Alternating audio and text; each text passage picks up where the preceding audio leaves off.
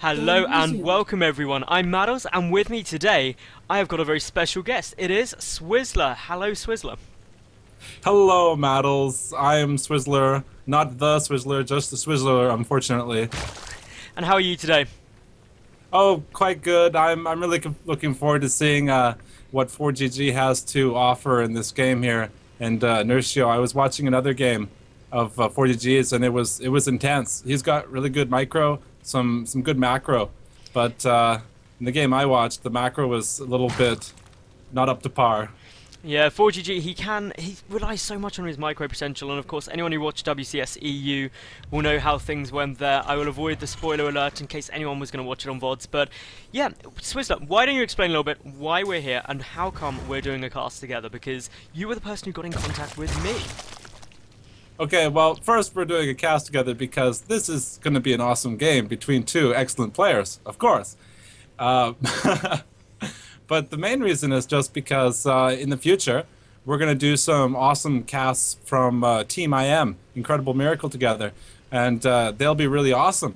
They'll be special, not the usual fare. You know, thinking like FFAs, so some free-for-alls in-house, and maybe some crazy stuff as well on the arcade. It will be indeed a lot of fun, so we're really excited about that. But let's get into this game and introduce the two players. So spawning in the top right position of Star Station, we've got the blue Zerg player from Team Acer. It's Nerchio. And his opponent, spawning in the bottom left, the red Terran from Team Millennium, ForGG.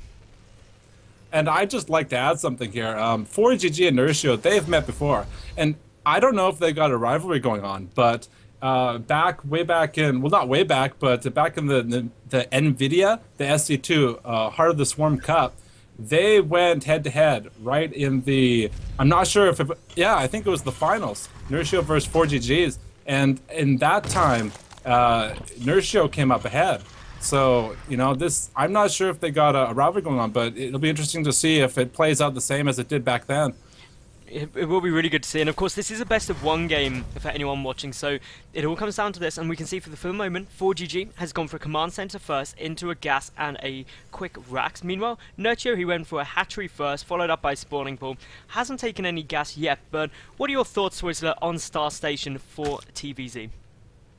Well, my main thoughts are, okay, you have a pretty defendable natural, but your third is kind of out there. It's not so easy to defend. There's a lot of space out there. There's two massive ramps that you have to kind of defend to keep your natural and your third up. I think that we're going to be seeing a lot of aggressive play on this map. You can look forward to these players probably sitting on 2 base for a while. Yeah, maybe the Terran player might feel a bit risky, might be able to go 3 base, but I can't. I guess the Zerg player probably too, but there's definitely going to be a lot of aggressive play going on. There is. I mean, one thing which I was keeping a good eye out for from ForGG was whether he chose to get any Reapers out, because Reapers are absolutely fantastic on Star Station due to just having so much cliff area that you can try to get up and deal a little bit of poking and prodding. But ForGG, he's just going for a factory up nice and early on. That's what he's managed to achieve from that gas. He's got his natural base at a good time. With the bunker at the front, he should be relatively safe. And as you said, Swizzler, it's not something that is going to be too difficult to hold, especially early on, keeping this natural base up, especially that bunker in such a good position. Yeah, Nerchio, he's just holding on and doing a really high eco build right now. He just got up 2 gas, so and he hasn't even started his metabolic boost yet. Well, obviously, because he didn't have any gas.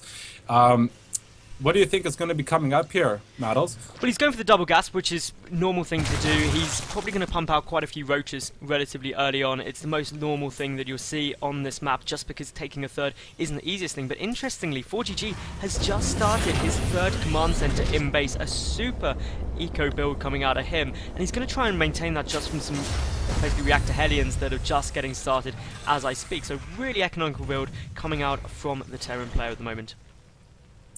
Yeah, this 3rd CC, oh man, I'm really looking forward to seeing if he's going to be able to hold it or not, because like I said, I mean, and like you said, there's ramps everywhere.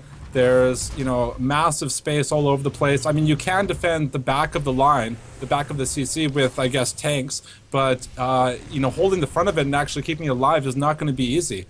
It won't be easy, so I reckon he'll most likely just keep it in his base for a while to make sure that he can pump out some extra SCVs, get some extra mules. But one thing I'm loving at the moment from Nerchio is, at his natural, going for the double evolution, double queen wall off there, getting, of course, the +1 missile attack and +1 carapace, along with the roaches. Everything going to plan. As I said, we'll get some roaches out early. This wall off is just to defend against the Hellions that are no doubt making their way across the map now. It's something you can pretty much blindly counter as Zerg at the moment. It's such a predictable opening. Yeah, I've seen so many Zerg players in the past that, for some reason or another, they never put any kind of wall up against the Hellions. And so this play is very smart. You know, the double queens up front. Those Hellions aren't going to be able to really get anything done. They won't, especially once the roaches come out as well. Just 3 in production at the moment. Meanwhile, a scan goes down there for ForGG. He's going to be able to take out those creep tumors, denying the creep spread as much as possible. Behind this, he does have his 3rd orbital command completed, so he can start muling quite nicely. He's also grabbing a couple of Widow Mines out, and I really like those Widow Mines. Yeah, this is the standard, what's going on these days for Terran. He's got the mines. He's going to be pushing out a lot of Marines in a little bit. He's got 2 more barracks coming up.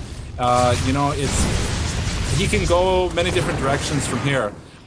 Personally, I would love to see some battle cruisers. It's probably not going to happen, but I'd love to see it. Don't you go Just to every game there. hoping that you're going to see battle cruisers? Battle cruisers and Yeah, carriers. it's so epic. They should be like mandatory in every single Terran and Protoss game, to be honest. That would make my job so much more exciting.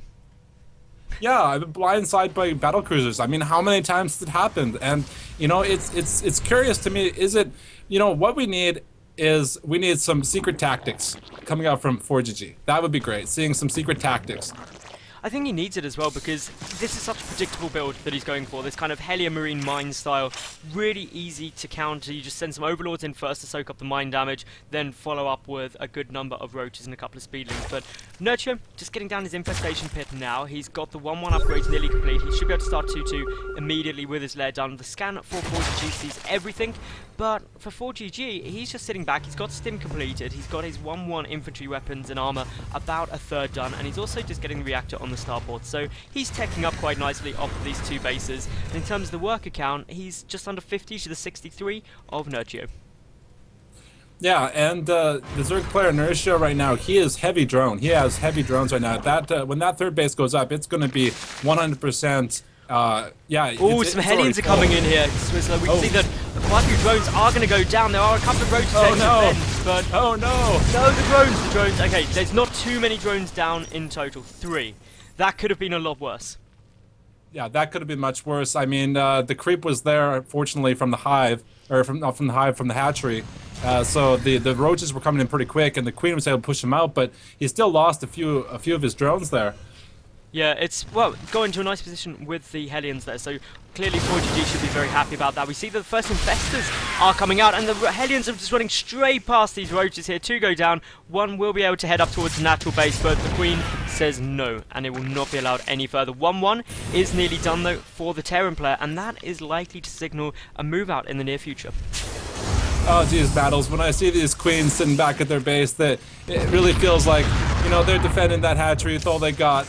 And later on, when the Terran comes in with his death ball and all of his tanks and his battle cruisers, we hope, and kills those queens, it's the saddest thing. It's the saddest thing. It is always sad, but we can hope. We can hope that the battle cruisers will come out. Of course, if you make enough queens, you can beat battle cruisers. You just need an awful lot of them.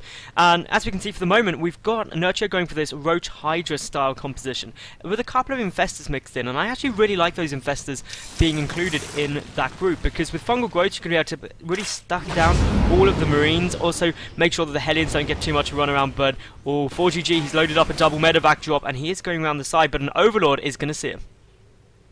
Yeah, Nerchio, he's posturing out front right now. You know, it looks like there's not too much going on, but these players right now, they are doing, I don't know, let's see how many they got. What's their APM? 400? Yeah, okay, 400 average, 350 average APM. So not much going on, but these guys are thinking right now, what do I do to get ahead? Because right now they are almost dead even economy-wise. You look at units, you know, and so this drop, if it's successful, oh man, it'll turn the tide. But in the front right now, Nerchio is coming down. He's coming back. So he's just posturing. It's going to be interesting to see what happens here. It will be. He saw actually the medevacs coming from the watchtower he's holding on the right, just showing how critical it is to keep that map vision, and he's pulling just a few roaches back, so this drop is going to get denied pretty effectively, and that's really important for Nerchio, because otherwise he would have taken a lot of damage from this. But ForGG is going to be pushed back. We see that at the same time Nerchio getting ready to start moving forward. He sees the Widow Mines, he's brought the Overseer with his army, a couple of Marines and Orders coming forward, but there's not enough there to defend this. Using that Overseer is so critically important, but there goes big hit on some of the Hydras. They've got to fall back. The Overseer went way the too blood! far. Oh, the Hydralists all over the place. Oh my god. Those poor Hydras, all they wanted was just to move forward a little way, but now Nerchio is going to be moving forward. He does have the 2-2 upgrade. The mines are starting to detonate. We can see this in final growth. He can go down shortly, but especially the back of enough energy, he does manage to get a good he lands it. Wow. This Nice. is Nerchio. Gosh. Oh man, this is a tidal wave of Zerg coming into the base right now. Oh, but having said that, ForGG keeps pushing into the surface with that double drop, and he's killing a mighty fine number of drones. Oh, yeah, in the back there. Yeah. If he can survive. Well, if he can survive, he's doing some good extra damage, but we can see the Nerchio, he's pushing straight up into the main base, and he is going straight for production facilities. All of the exits are getting full. Meanwhile, we've got a lot of roaches here clean up at the third base of Nerchio, so that drop is going no further.